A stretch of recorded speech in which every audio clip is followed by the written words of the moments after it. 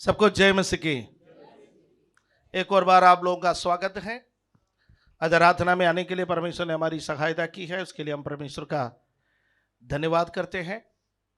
एक और महीना निकल गया है, इस साल के अंत की ओर हम और नजदीक आ गए हैं। अब हमारे सामने इस साल में 2 ही महीने रह गए हैं। प्रार्थना करें, पिछले 10 महीने में जो कार्य हमारे जीवन में नहीं हुआ वो इस 2 महीने में प्रभु करे, और जो 10 महीने में हम प्रभु के लिए कार्य नहीं कर सका वो इस 2 महीने में करने के लिए प्रभु हमारी सहायता करे। उसके लिए हम प्रार्थना पूर्वक परमेश्वर की उपस्थिति में बैठे। लूका के सुसमाचार 17वां अध्याय से आज मैं आप लोगों से बात करना चाहता हूं। लूका के सुसमाचार 17वां अध्याय उसका 26वां पद से उसका 37वां पद तक। Look chapter 17 verses 26 to 37। जैसा नूह के दिनों में हुआ था वैसा ही मनुष्य के पुत्र के दिनों में भी होगा। जिस दिन तक नूह जहाज पर ना चढ़ा उस दिन तक लोग खाते पीते थे और उनमें विवाह शादी होती थी। तब जल प्रलय ने आकर उन सबको नाश किया। और जैसा लूत के दिनों में हुआ था कि लोग खाते पीते, लेन देन करते, पेड़ लगाते और घर बनाते थे, परंतु जिस दिन लूत सदोम से निकला उस दिन आग और गंधक आकाश से बरसी और सबको नाश कर दिया। मनुष्य के पुत्र के प्रकट होने के दिन भी ऐसा ही होगा। उस दिन जो छत पर हो और उसका सामान घर में हो वो उसे लेने को ना उतरे, और वैसे ही जो खेत में हो वो पीछे ना लौटे। लूत की पत्नी को स्मरण रखो।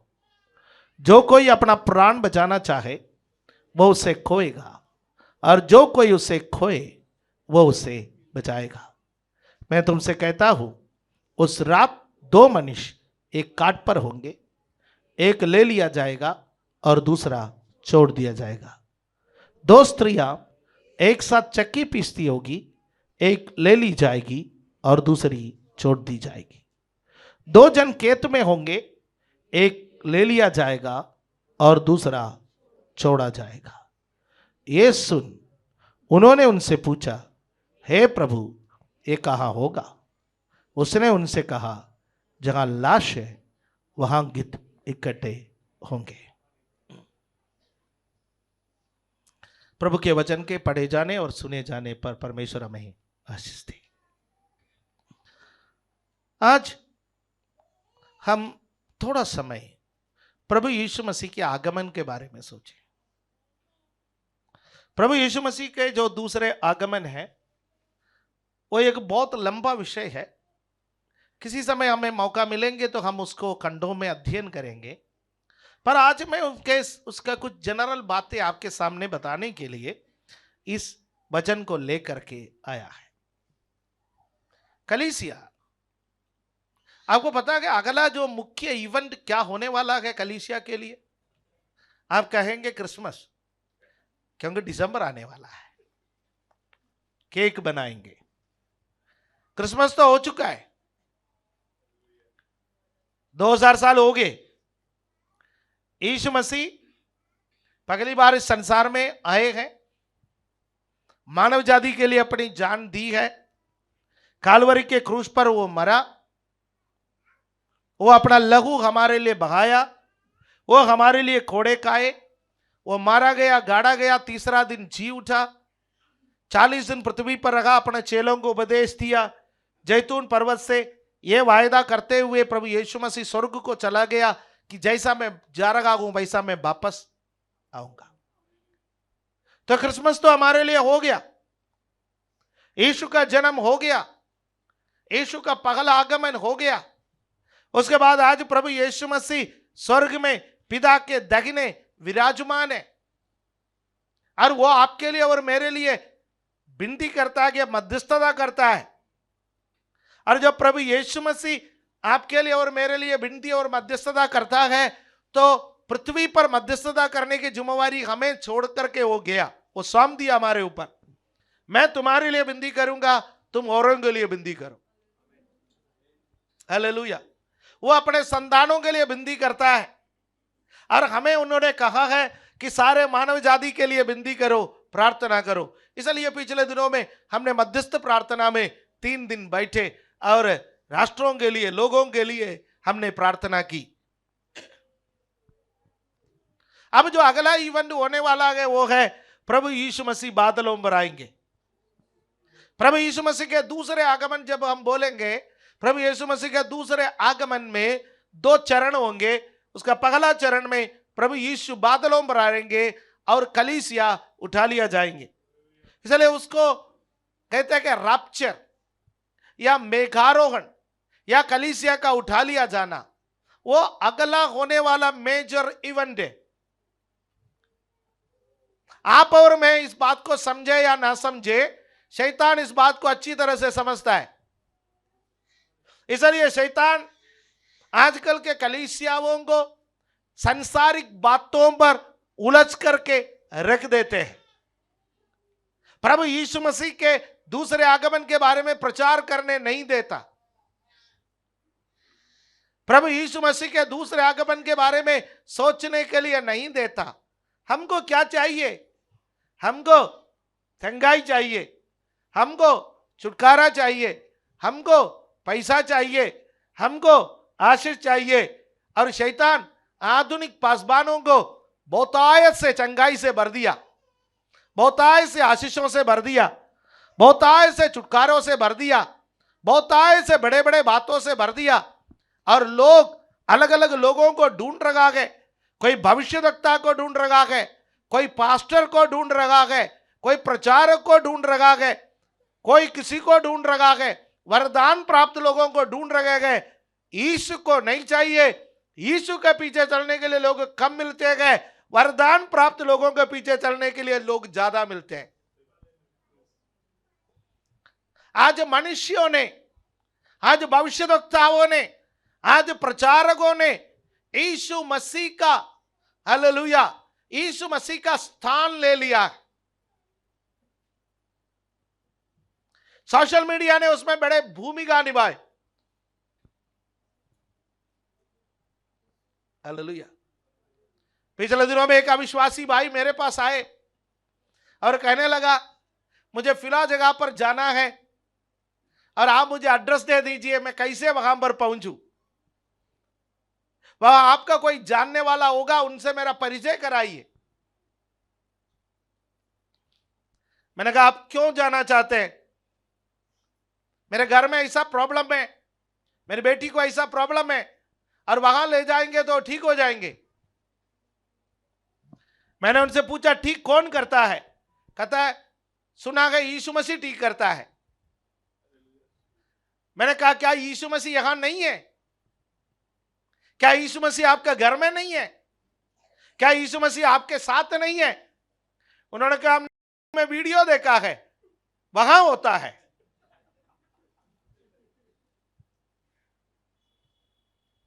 शुक्र है उनको वचन सुनाने का मौका तो हमें मिला, प्रार्थना करने का मौका तो मिला। अगले दिन वो अपना परिवार समेत आए, प्रार्थना करवा के गए। लोग स्पेशलिस्ट को ढूंढते फिर रहे। इस शैतान का एक चाल है कि मनुष्यों के पीछे रहे। थोड़े दिन ऐसा लोग किसी ना किसी के पीछे चलते रहेंगे, चलते रहेंगे, चलते रहेंगे। जब कुछ हासिल नहीं होगा, ये स्पेशलिस्ट भी बहुत चतुर है, वो कहेगा 3 सप्ताह लगातार आओ, 3 सप्ताह लगातार तेल खरीदो, 3 सप्ताह लगातार पानी खरीदो, 3 सप्ताह लगातार मेरा चैनल देखो।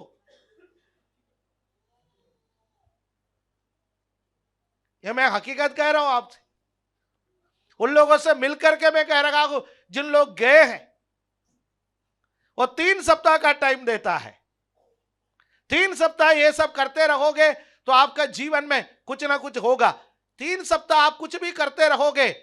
आपको पता है 3 सप्ताह क्या होता है? कितना दिन है 3 सप्ताह? That is 21 days.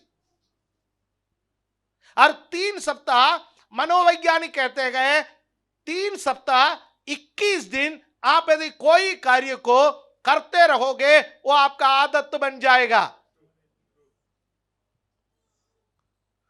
पास्टर कितने स्मार्ट है ना। 3 सप्ताह यूट्यूब आप देखते रहोगे आपका आदत बन जाएगा। 3 सप्ताह एक ही कार्य आप करते रहोगे आदत बन जाएगा। और इनमें से कोई ये नहीं कहेगा 3 सप्ताह बाइबल पढ़ो, हालेलुया। पर हम कहते हैं कि 3 सप्ताह आप लगातार बाइबल पढ़ो, आपका चमत्कार बाइबल के अंदर है, आपका जीवन की आशीष बाइबल के अंदर है।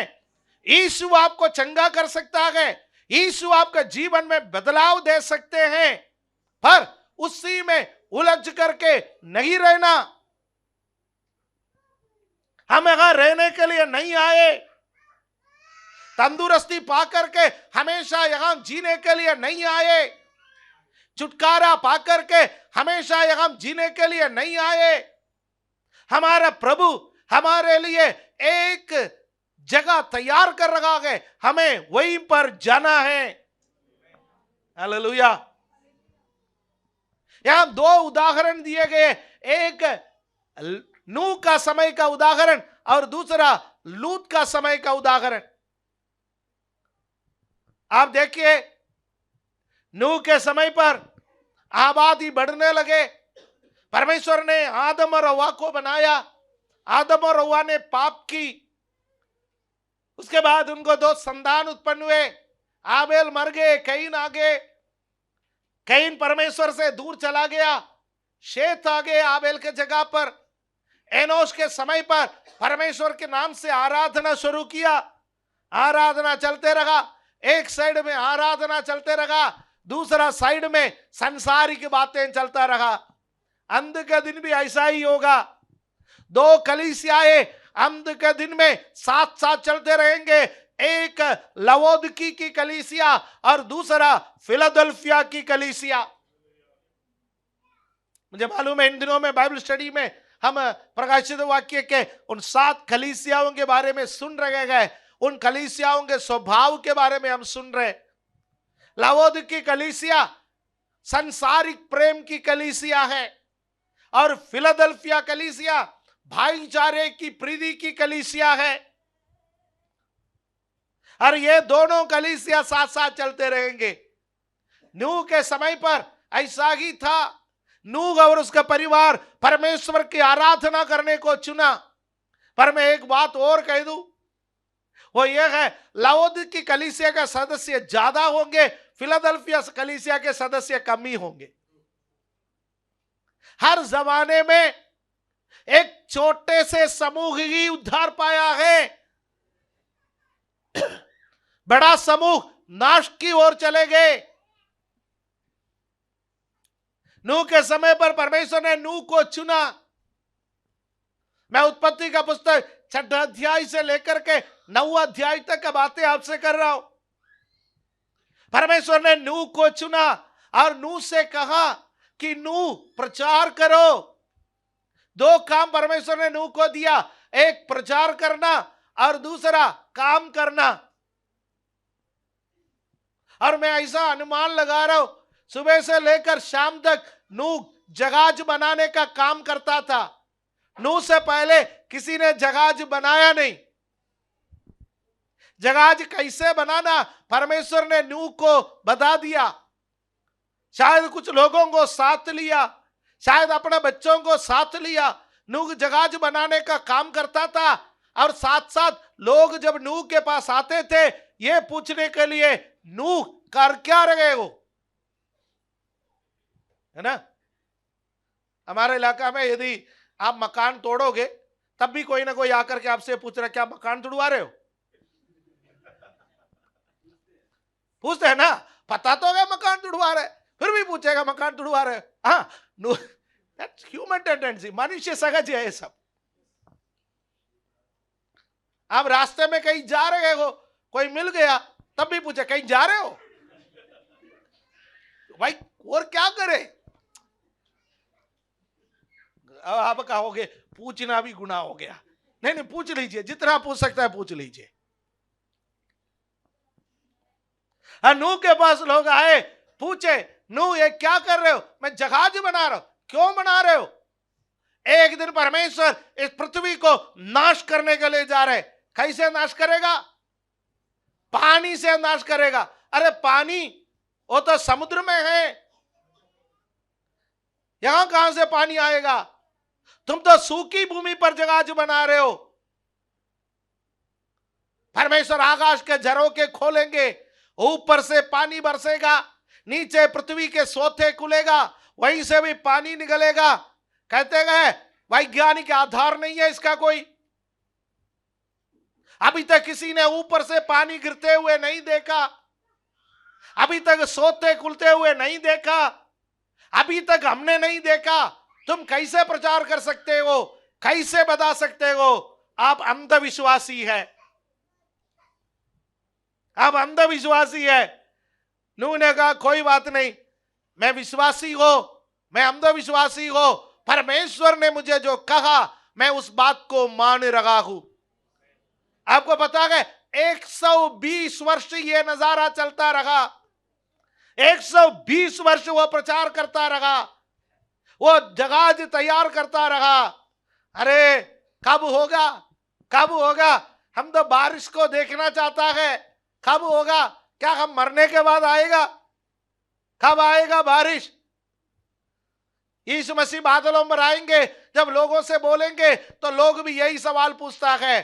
अरे पौलुस ने प्रचार किया, पतरस ने प्रचार किया, 2000 वर्ष हो गया, आ रहा है, आ रहा है, आ रहा है, कहां रहा? हालेलुया। प्यारो, लक्षण इधर उधर दिखाई दे रहे हैं, लक्षण इधर उधर दिखाई दे रहा है। वो आएगा, उसके आगमन नजदीक है। कब आएगा हमें नहीं मालूम, हमारे आंखों के सामने आएगा वो भी हमें नहीं मालूम, हमारे जाने के बाद आएगा वो भी हमें नहीं मालूम। या तो यीशु आएगा, नहीं तो हम यहां से यीशु के पास जाएंगे, दोनों में से एक होगा। हालेलुया, आमीन। नूह जब लोग उससे बोलते रहा, लोग मजाक करता रहा, पर एक दिन जल प्रलय आया।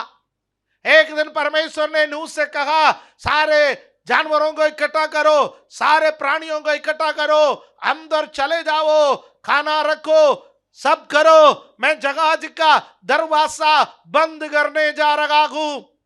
हालेलुया। जहाज बनाने का आदेश परमेश्वर ने नूह को दिया, जहाज बनाने का काम परमेश्वर ने नूह को दिया, पर दरवाजा बंद करने का काम परमेश्वर ने नूह को नहीं दिया। क्योंकि नूह यदि दरवाजा बंद किया होता, नूह के रिश्तेदार आने पर, पड़ोसी आने पर, मित्र आने पर, जान पहचान के लोग आने पर नूह जहाज को खोल देता, वो जहाज के लिए नुकसान हो जाता। इसलिए जहाज का दरवाजा यहोवा ने बंद किया है। हालेलुया। कौन उद्धार पाना, कौन उद्धार नहीं पाना, कौन अंदर आना, कौन बाहर रहना, ये परमेश्वर जानता है। हालेलुया।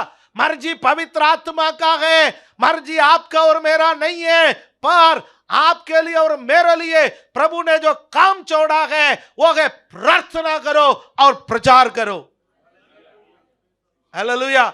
लगातार प्रार्थना और लगातार प्रचार प्रभु ने हमारे लिए छोड़ा। दरवाजा कब बंद करना, कैसे बंद करना, वो जानता है। हालेलुया। हम इस युग में चल रहे हैं, इस युग को अनुग्रह का युग कहते हैं। अनुग्रह का युग, हालेलुया, उसका दरवाजा कभी भी बंद हो सकता है। अनुग्रह का युग का खासियत क्या है? अनुग्रह का युग का खासियत है हर जाति, हर धर्म, हर भाषा, हर प्रांत का लोगों को परमेश्वर उद्धार में बुला रहे। पुराने नियम में केवल यहूदी लोगों के लिए उद्धार था। यदि कोई उद्धार में आना चाहता है, वो व्यक्ति को यहूदी बनना पड़ता था और यहूदी धर्म के व्यवस्था के अनुसार चलना पड़ता था, तब उसका उद्धार संभव था।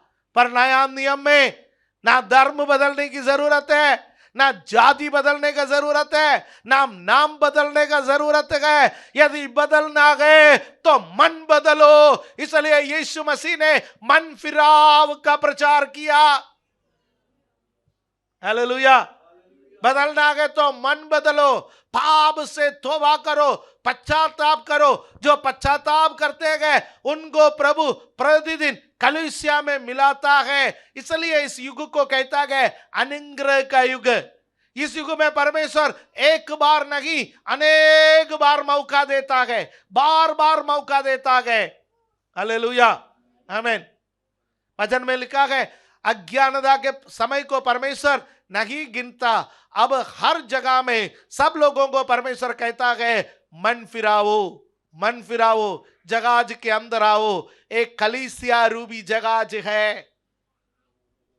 नूह ने एक जगाज बनाया, वो लकड़ी का जगाज था। यीशु ने जो जगाज बनाया वो कलीसिया रूबी जगाज है। हालेलुया। इस जगाज का निर्माण का आरंभ पेंतेकोस्त के दिन में हुआ, जब पवित्र आत्मा इंतजार करने वाले 120 लोगों पर उतर आया। प्रभु यीशु मसीह के 11 चेले खड़े होकर के प्रचार किया। 3000 लोग मन फिराया। उस 3000 लोगों को तुरंत बपतिस्मा दिया, उनको कलीसिया के सदस्य बनाया। उस दिन से यह जहाज का निर्माण चल रहा है। हालेलुया। लगभग 2000 वर्ष होने वाला है। यह जहाज का निर्माण चलते जा रहे, चलते जा रहे, और यह जहाज विशाल होते जा रहा है। पगला तो यह जहाज यरूशलेम में हुआ, फिर यहूदिया में चला गया है। यरूशलेम में इसको बनाना आरंभ कर लिया, फिर यहूदिया में चला गया, फिर समरिया में चला गया। अब पृथ्वी के चोर तक ये जहाज फैल गया। हालेलुया, ओ हालेलुया। पृथ्वी के चोर तक ये जहाज फैल गया। पर मैं एक बात कहता हूं, इस जहाज का दरवाजा केवल एक ही है। पूरे पृथ्वी में यह जहाज फैला हुआ है, पर दरवाजा एक ही है इस जहाज पर। हालेलुया, आमीन। एक बस बनाता है, उसका 2 दरवाजा छोड़ देता है। एक मकान बनाता है, उसका कई दरवाजा छोड़ देता है। पर इतना बड़ा जहाज का केवल एक ही दरवाजा है। पर इसका खूबसूरती मैं आपको बता दूं, इसका खूबसूरती, हालेलुया, आप दुनिया के किसी भी इलाका में रह करके आप इस दरवाजा खोलने के लिए इस दरवाजे का मालिक को कहो मैं अंदर आना चाहता हूं, मेरे लिए दरवाजा खोल दीजिए, उस स्थान पर दरवाजा खुल जाएगा। हालेलुया। यदि इसका दरवाजा यरूशलेम में रखा होता है ना, तो फिर हम लोगों को हर साल तीर्थाटन के लिए जाना पड़ता। भैया जहाज का दरवाजा यरूशलेम में है, जो यरूशलेम में जाएगा वो ही प्रवेश कर पाएगा। पर परमेश्वर ने इसका जहाज का दरवाजा को कहीं भी फिक्स नहीं किया। आप इंडिया में बैठ करके उसको पुकारो, इंडिया में, भारत में, इस नई दिल्ली में आपके लिए दरवाजा खुल जाएगा। इंडिया महाराज्य कितना विशाल है ये राष्ट्र। इस देश के किसी भी स्टेट में बैठ करके आप पुकारो, वहां आपके लिए दरवाजा खुल जाएगा। इसलिए हमें पहाड़ चढ़ने का जरूरत नहीं है, नदी नाला पार करने का जरूरत नहीं है, मरुस्थल में घूमने का जरूरत नहीं है। जगह आप है वहां पर बैठ करके पुकारो, यह दरवाजा आपके लिए खुल जाएगा। हालेलुया। जिसने कहा मैं द्वार हूं, जो मेरे द्वारा आएगा वो भीतर आएगा, बाहर जाएगा, चारा पाएगा। हालेलुया, आमीन। उद्धार केवल यीशु के द्वारा ही संभव है। हालेलुया, वो उद्धार केवल यीशु के द्वारा ही संभव है। इसलिए कहा प्रभु यीशु मसीह पर विश्वास कर, तू और तेरा घराना उद्धार पाएगा। आकाश के नीचे मनुष्यों के बीच में किसी और नाम हमें नहीं दिया गया सिवाय यीशु के। हालेलुया। यीशु मसीह का नाम को आप पुकारोगे, ये दरवाजा आपके लिए खुल जाएगा। Praise the Lord.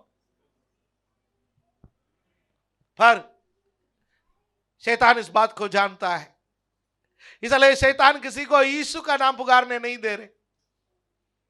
यीशु का नाम सच्चे दिल से पुकारने वालों को सताने का प्रक्रिया शैतान ने आरंभ से ही बना के रखा। हालेलुया, आमीन।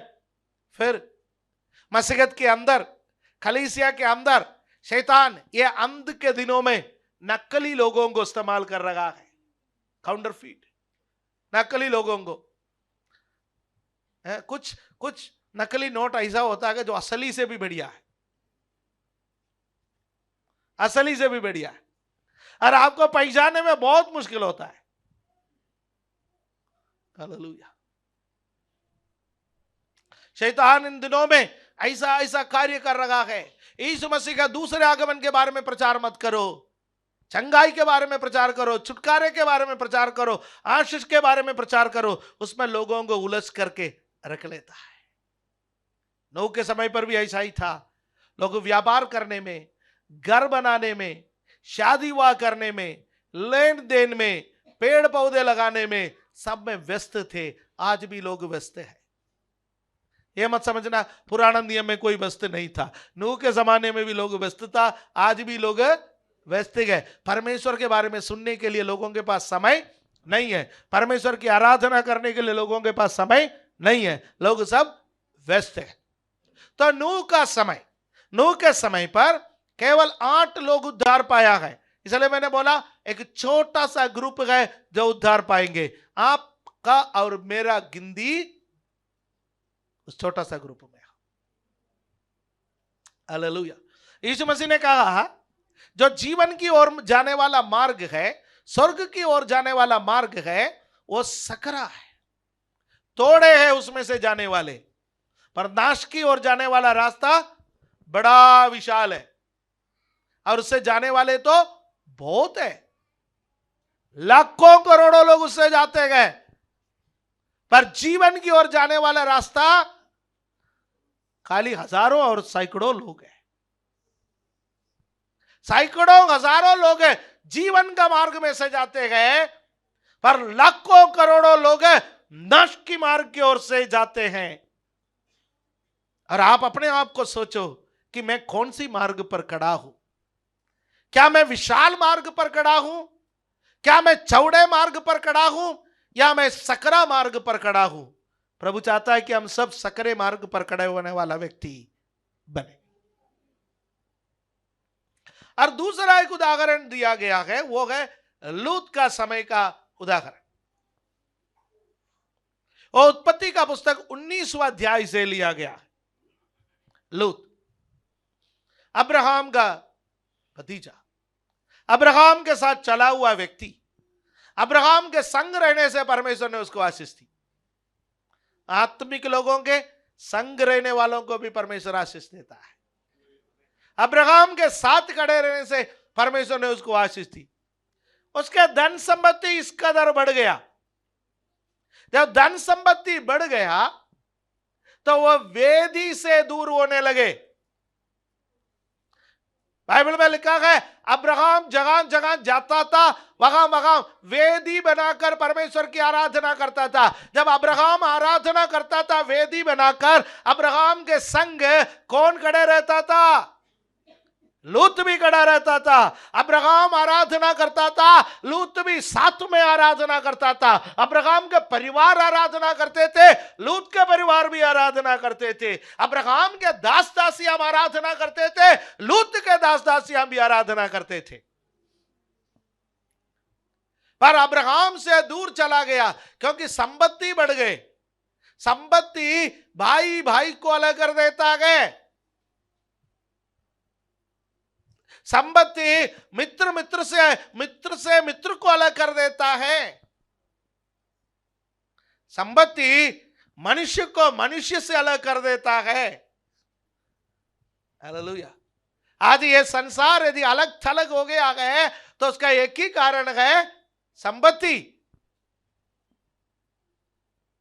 पैसा बढ़ा तो मैं बढ़ा, हमारा अहंकार बढ़ा, हमारे हम बढ़ा। पैसा बढ़ा गए तो हम बढ़े। हम किसी के साथ इस वक्त मेल मिलाप में चलने के लिए तैयार नहीं है क्योंकि मेरे पास सब है। आई एम सेल्फ सफिशिएंट, मैं स्वयं पर्याप्त हूं। मैं ना किसी का खाता, जब किसी का खाता नहीं है तो किसी का सुनता का? भाई किसी का खाएगा तभी तो सुनेगा, है ना। संपत्ति मनुष्य को मनुष्य से दूर किया। जब संपत्ति बढ़ा, लूत की आवाज भी बढ़ गई। पगले चाचा के सामने उसकी आवाज नहीं निकलता था, चाचा आप जो बोलोगे वही मैं करूंगा। पर जब संपत्ति बढ़ गया, चाचा के सामने आवाज निकलने लगे। अपने नौकरों से बोला कर ले लड़ाई, पीछे में खड़ा हूं। नौकरों ने जम करके लड़ाई की। अब्राहम ने अपना भतीजे को बुलाया और बोला बेटा हमारा नौकर आपस में लड़ना हमारा आपस में लड़ने के बराबर है। जो चाहिए तू ले ले, जो संपत्ति चाहिए तू ले ले। हालेलुया। मेरा मन इनमें से किसी चीज पर नहीं है। मुझे परमेश्वर ने बोला मैं तुम्हें एक बेहतर देश देने वाला हूं, मैं उस देश की ओर जा रहा हूं, जो तुझे चाहिए तू ले ले। मैं जगह जाऊंगा, मैं वेदी बना करके आराधना करूंगा। हालेलुया। मुझे लगता है मैं अपना मन में सोचता हूं, लूत ने अपने चाचा से कुछ समय मांगा होगा, समय मांगा होगा। और मैं ये भी समझता हूं लूत से ज्यादा स्मार्ट लूत की पत्नी थी।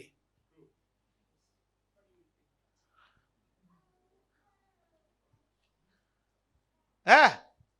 और जहां पत्नी ज्यादा स्मार्ट है वहां आदमी पत्नी से पूछ के काम करता है, नहीं है तो दरवाजा खुलते नहीं।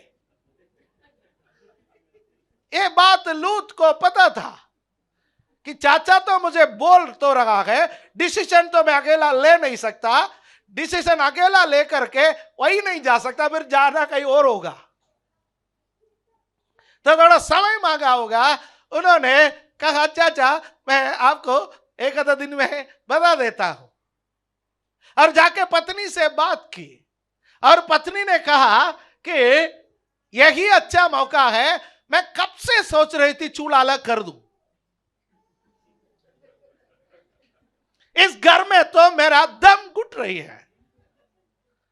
और आपको पता हो कि आपकी चाची जो है वो ठीक औरत नहीं है।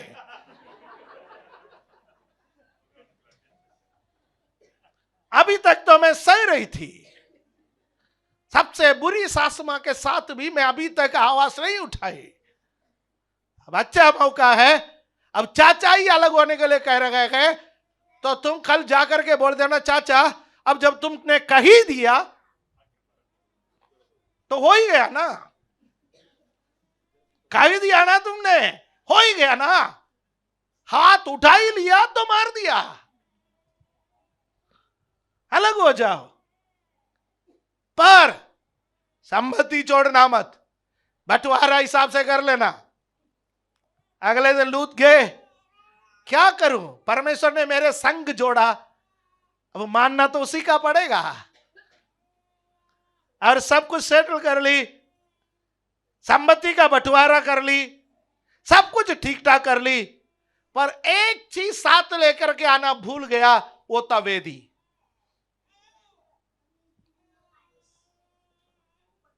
हालेलुया।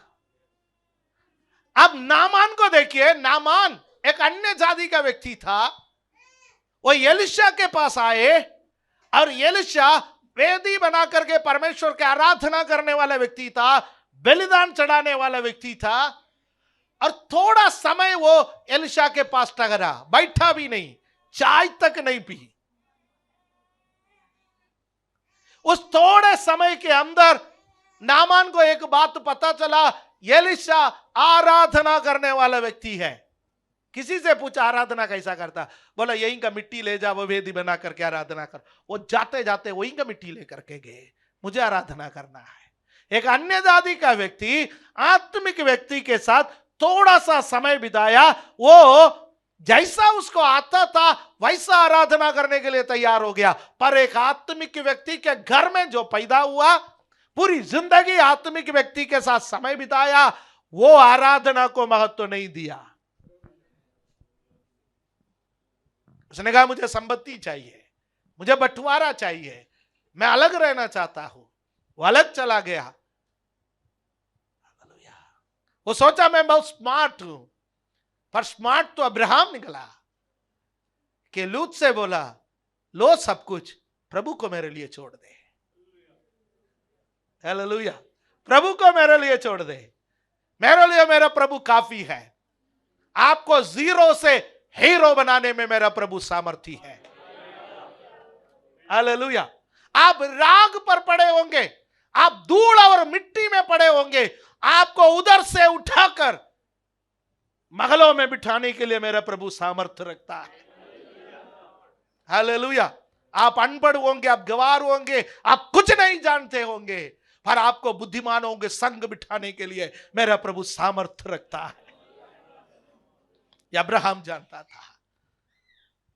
वो वेदी छोड़ दिया, उसने अब्राहम को छोड़ दिया तो उसने वेदी छोड़ दी। गए, मकान बनाए, पक्का मकान बनाए, लिंडर वाले मकान बनाए, सड़क के किनारे में बनाए, उस शहर के हालेलुया चुनाव लड़ा, वहां का काउंसलर बन गए, वहां के काउंसिल में आ गए, फाटक पर बैठने लगे। फाटक पर बैठना संसद में बैठने के बराबर था उन दिनों में। बड़ा आदमी बन गया, राजनीति में आ गया, नाम छपने लगे, नाम चलने लगे, सब कुछ उसका होने लगा। पर सोदोम अमोरा पाप से भरा हुआ शहर था, और वो पाप से वो अछूता नहीं रहा। वो धर्मी था, बाइबल उसके बारे में हालेलुया कहता है वो धर्मी था, पर भड़का हुआ धर्मी था। धर्मी जब भड़क जाता है ना, वो उलझ के रह जाता है। आप धर्मी होंगे, भड़कने मत दो। वेदी से अपने आप को दूर मत करो, आराधना से अपने आप को दूर मत करो, वचन से अपने आप को दूर मत करो, आत्मिक लोगों से आप अपने आप को दूर मत करो। आपके और किसी व्यक्ति के बीच में मतभेद हो सकता है, कलीसिया और आपके बीच में मतभेद हो सकता है, आत्मिक लोग और आपके बीच में मतभेद हो सकता है। ये मतभेद तो मतभेद ही रहने दो, ये जिंदगी भर हम सुधार नहीं सकते गए, छिटपुट बातें होते रहता है। पर याद रखो, मुझे आत्मिक लोगों से दूर नहीं जाना, मुझे आराधना से दूर नहीं जाना, मुझे परमेश्वर से दूर नहीं जाना, मुझे वेदी से दूर नहीं आना। मुझे रहना है तो वेदी के पास रहना है। एक दिन 2 लोग आए, बोलने लगा सब समेट लो, कल सुबह इधर से निकलना है, परमेश्वर इस नगर को नाश करने जा रहे हैं। यहोवा के दूत थे। लूत सब समेट लिया, जितना कंधे पर डाल सकता था कंधे पर, जितना सिर पर उठा सकता था उठा सकता है, आगे आगे चला। हालेलुया। लूत की पत्नी थोड़ा पीछे चल रही थी, और यहोवा के दूत ने कहा कि आगे को देख करके चलना, कभी पीछे मुड़ करके नहीं देखना, कभी पीछे मुड़ करके नहीं देखना। हालेलुया। और वो चलती गई, और जब चलती गई, आपको पता है आपको किसी के बारे में प्यार सबसे अधिक उमड़ता कब है? जब आप जो व्यक्ति जब मरा पड़ा है ना, सारे कहानियां याद आता है। माँ बाप को पानी तक नहीं पिलाया होगा, लेकिन माँ बाप जब लाश बन जाता है, मुझे कैसा पाला था, मेरे लिए क्या क्या किया, मुझे कंधे पर बिठा के चला, पूरी जिंदगी एक कप चाय नहीं पिलाया, पर जब मरा पड़ा है तो सब याद आ गए। और लूत के पत्नी को अब सब याद आ रहा है। हम तो भाई अच्छा था, चाचा जी के पास ठीक था, कुछ होता तो चाचा जी संभालता था। अब चाचा जी भी नहीं है, चाची थोड़ा कड़वी बोलती थी, पर भूखी सोने नहीं देती थी। जब कोई बच्चों का बात होते थे, चाची जी संभालती थी, हमें तो पीछे खड़े रहने से काम चल जाता था। अब तो सब कुछ हमें अपने आप समेटना है, अब कोई मदद करने वाला भी नहीं है, सब समेट लिया, आगे चला। अरे हम तो कैसे मकान बनाए, नींव रखने का दिन कैसा मुश्किल से रखा, वो जेवरात हमने कैसा कैसा खरीदा, बड़े मुश्किल से वो सब संपत्ति खरीदा, कुछ लेके नहीं जा पा रहा है। बड़ा सा बक्सा था, उसके अंदर क्या क्या सामान था, सब सोच सोच के परमेश्वर जो बोला है वो भूल गए। आपका और मेरा प्रॉब्लम है, बाइबल तो सुबह से लेकर के शाम तक पढ़ते हैं, पर सब सोच करके जो पढ़ा वही भूल जाता है। सोचने लगे ला अंतिम दर्शन करो, अंतिम दर्शन।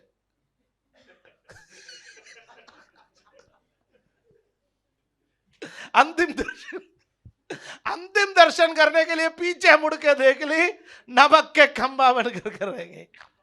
सुनिए, हालेलुया, आमीन। बाइबल कहते हैं कि अलग हो जाओ, अलग रहो। जो नाश हो रहे हैं उनको नाश होने दो। आपको और मुझे परमेश्वर जीवन की ओर जाने के लिए बुलाया। आपको और मुझे परमेश्वर आगे बढ़ने के लिए बुलाया। पीछे जाने के लिए बुलाया होता तो रिवर्स गियर भी दिया जाता, यहां पर एक लैंप भी दिया जाता। हमारे आंख के परमेश्वर ने आगे को रखा, एक आंख भी नहीं दिया पीछे जाने के लिए। पैरों को आगे को जाने के लिए बुलाया, बनाया, पीछे को जाने के लिए नहीं है। पीछे मुड़ करके मत देखो, उन राहों को मत देखो, उन बातों को मत देखो जो चला गया। पौलुस प्रेरित कहता है, मैं पीछे के बातों को भूलकर, जो मैंने छोड़ दिया, जो नष्ट हो गया, करोड़ों का नुकसान हो गया, लाखों का नुकसान हो गया, हजारों का नुकसान हो गया, मैं गड्ढे में चला गया, मैं कर्जे में डूब गया, सब चला गया, कोई बात नहीं। पर मेरे आगे प्रभु देने वाला एक नगर है, मेरे आगे प्रभु देने वाला एक आनंद है, मेरे आगे प्रभु देने वाले एक खुशी है। मेरे प्यारे भाइयों बहनों, हम में से कई लोग ग्राउंड जीरो पर है इस वक्त। सब कुछ नष्ट गए, सब कुछ खत्म है। कमाया हुआ धन खत्म, कमाया हुआ इज्जत खत्म, कमाया हुआ नाम खत्म, सब खत्म, ग्राउंड जीरो पर गए। पर याद रखिए, हमारे लिए एक रैप्चर है आगे, हमारे लिए यीशु आने वाला है, हमारे लिए यीशु एक नगर तैयार कर रखा है। अपनी आंखें उसकी ओर टिका करके रखे। हालेलुया। नूह के समय को याद करो, लूत की पत्नी को याद करो। पीछे मुड़ के देखने से वो नमक की खंबा बन गई, परमेश्वर का न्याय के शिकार हो गई। वो परमेश्वर इस संसार को एक दिन न्याय करेगा। नूह के समय जल प्रलय के द्वारा न्याय किया, लूत के समय आग और गंधक बरसाया, और अंत के दिन पतरस कहता है इस पृथ्वी को परमेश्वर आग के लिए रखा है। यह पृथ्वी एक दिन नाश होने वाला है, पर हमारे लिए यह पृथ्वी नाश होने से पहले हमें लेने के लिए हमारा दुल्हा बादलों पर आएंगे। हालेलुया। हमारा दुल्हा बादलों पर आएंगे, हम उसके संग उठा लिए जाएंगे। इस आशा से अपने जीवन को बना के रखें। जिंदगी में छोटे मोटे बातों को आने से दुखी ना हो जाए, कोई परेशानी ना हो जाए। हमारी आशा इस पृथ्वी पर नहीं है, हमारी आशा आने वाला एक नगर में है। उसके आशा में जीवन बिताए। प्रभु हम सबको आशीष दे। आंखों को बंद करें। Hallelujah, hallelujah. ओ रमाना शखना धीरा रमा। हम अपना मन को यहां ना लगाए, अपना मन स्वर्गीय बातों पर लगाए, अपना मन प्रभु के राज्य में लगाए। ये सब कुछ नष्ट होने वाला है, ये मोह और माया है, ये सब मिथ्या है, सब कुछ वर्ती ही वर्ते है। पर प्रभु का राज्य जो हमेशा स्थिर रहने वाला है। स्वर्गीय पिता, हम धन्यवाद देता है आज के दिन के लिए। आज प्रभु आराधना में आकर के प्रभु आपके वचन को सीखने के लिए आपने हमारी सहायता की। आप हमारे लिए जगह तैयार करने के लिए गया है, आप हमारे लिए आने वाला परमेश्वर है। आपका राज्य के लिए अपने आप को तैयार करने में हमारी सहायता कर। नूह का समय, लूत का समय, प्रभु इन समयों से आपने हमसे बात की। यीशु मसीह ने हमसे जो कहा उस पर कान लगाने में हमारी सहायता कर, ध्यान से चलने में हमारी सहायता कर। प्रत्येक भाई बहन को आशीष दे जो इस वचन को सुने हैं।